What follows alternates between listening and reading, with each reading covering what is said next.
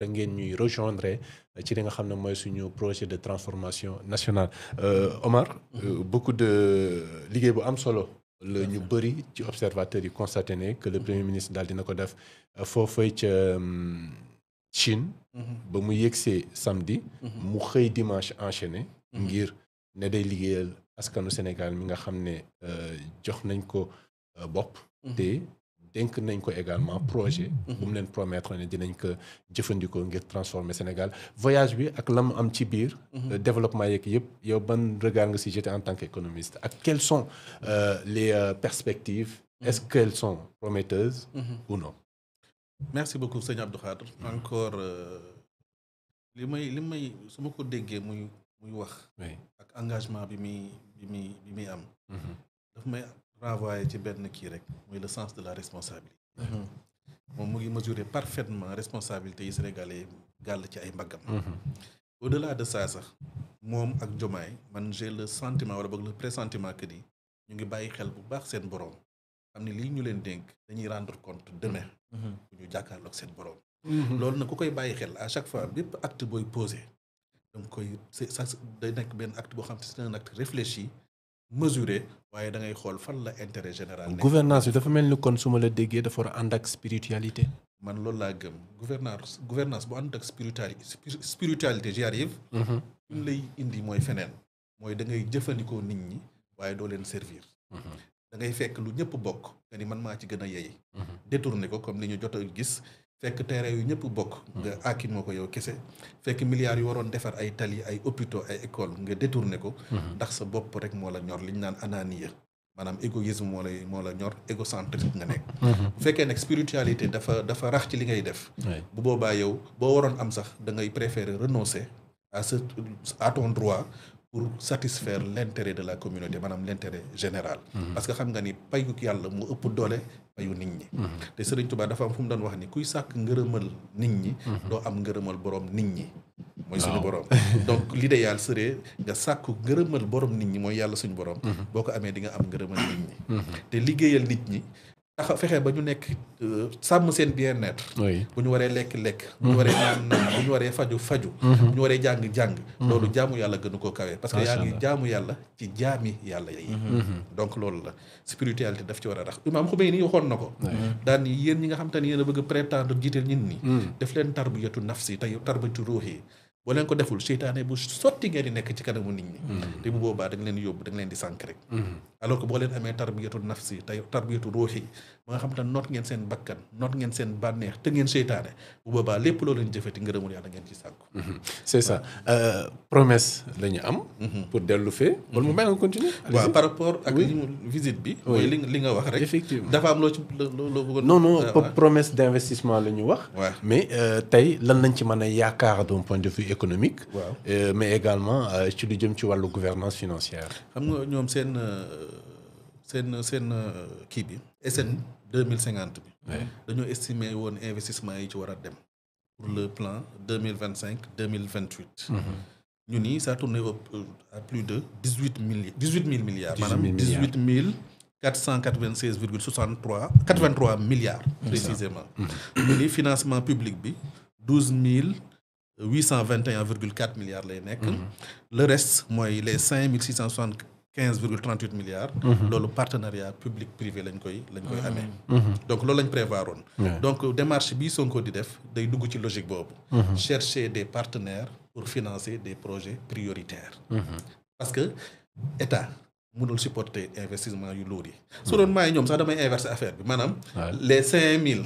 laay supporter. fexe partenaires yi supporter les 12 000. xam nga lu tax. mais sur la base de dette lay doon est-ce que du 10 encore pas forcément dinañ ci accès sax xam nga état. oui day dundee recette yi muy am. mooy après sëñ bi dina ci dugg recette fiscale et cetera. c'est ça waaye day dundee don. bu ko fàtte. day dundee tamit. je crois que am nañ ci sax bi le premier ministre demee en Chine. waaw ngoog am léegi nag stratégie bi gën.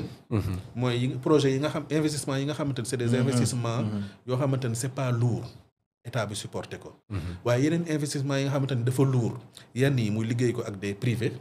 mooy partenariat public privé gagnant-gagnant. yenn yi mu solliciter des pays amis.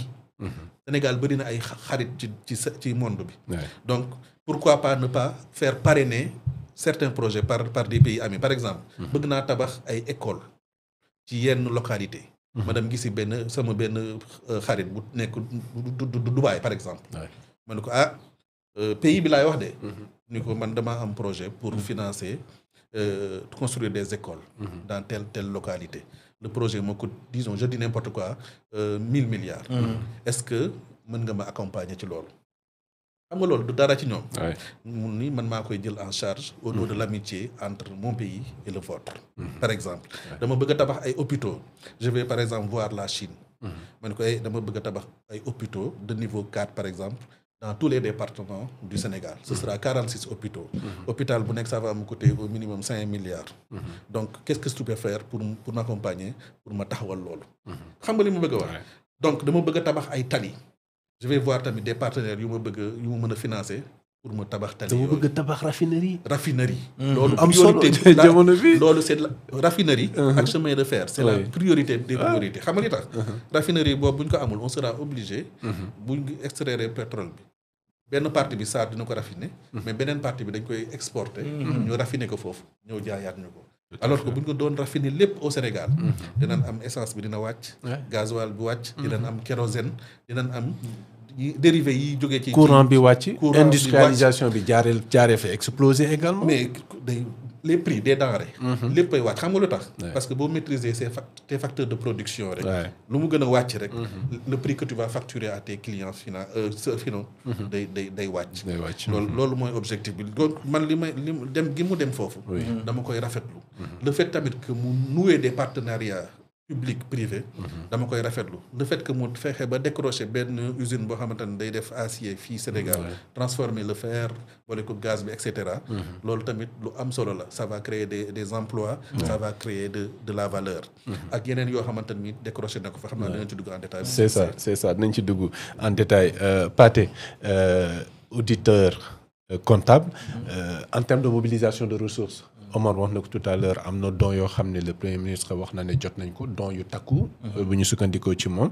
mais visite bi également nekk na loo xam ne permettre na ko mu am des promesses d'investissement. on ne sait pas à quel niveau à quel pourcentage on aura des investissements concrètement. mais ban lecture ban regard nga mën a jeter si globalement ci visite bi ak impact bu mën a am d'un point de vue économique. waaw mais loolu li may jot a ñëw damay ñëw si benn phrase boo xam ne j'ai l'habitude de le dire. mooy Omar junj na ko si ay waxam.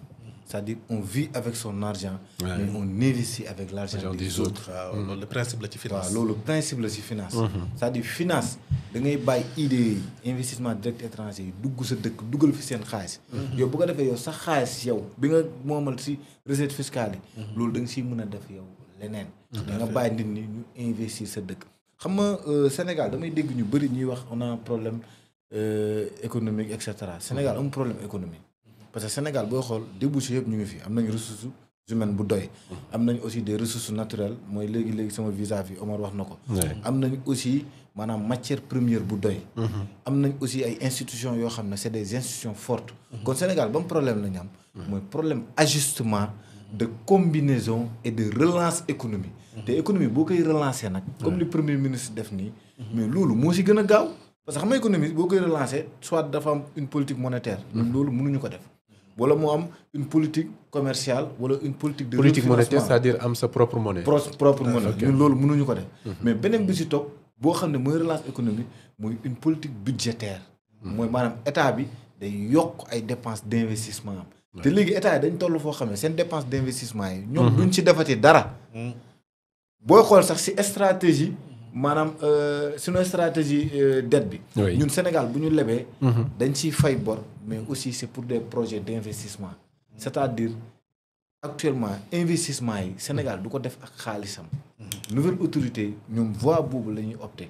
ma jox la benn exemple. tey jii boo demee si yenn dëkk yi. dafa am lu ñuy wax maanaam des projets de société. maanaam société de projet. par exemple état yi seen projet d'investissement yi duñ ci def dara xaalis. boo jëlee en France Tour Eiffel bi ba ñu koy créer. maanaam France defu ci dara.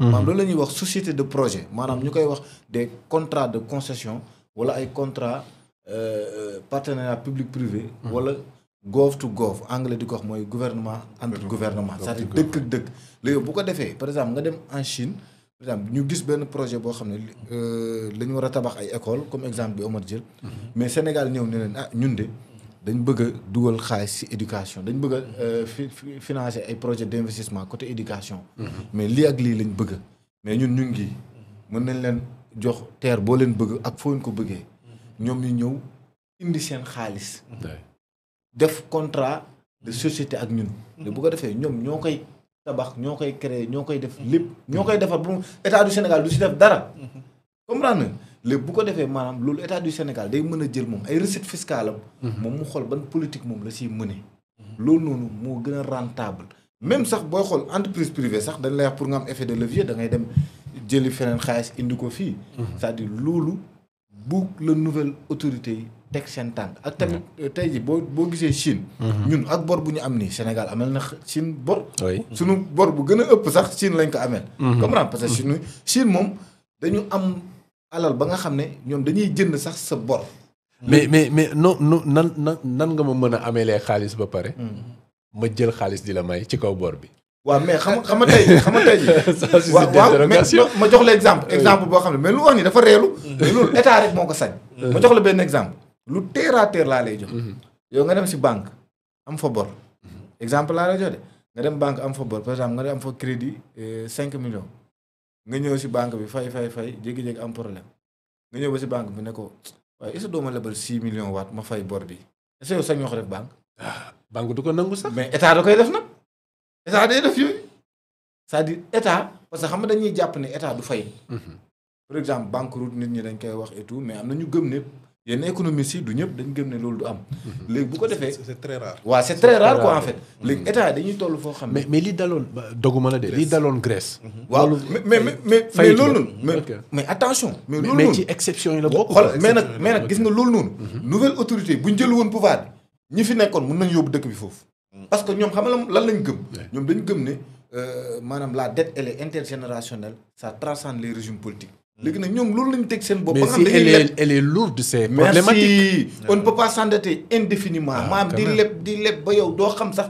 ñan nga amel ak sa dette yow mënoo sax calculer sa dette. comprendre yooyu day am problème. léegi boo gisee Chine. par exemple Chine États-Unis Chine day jënd seen dette. par exemple ñun nouvelle autorité dafa am loo xam ne dañ li ñuy wax le reprofilage. maanaam dette bi dañuy xoolaat nan lañ ko mën a calculer. ak tamit suñuy taux. ak maturité ñu xool nan nañ ko mën a yokkale parce que tey jii boo demee Chine. par exemple Ousmane Sonko mën na fa décrocher benn contrat bu ñuy wax les contrats de concession pré-concession.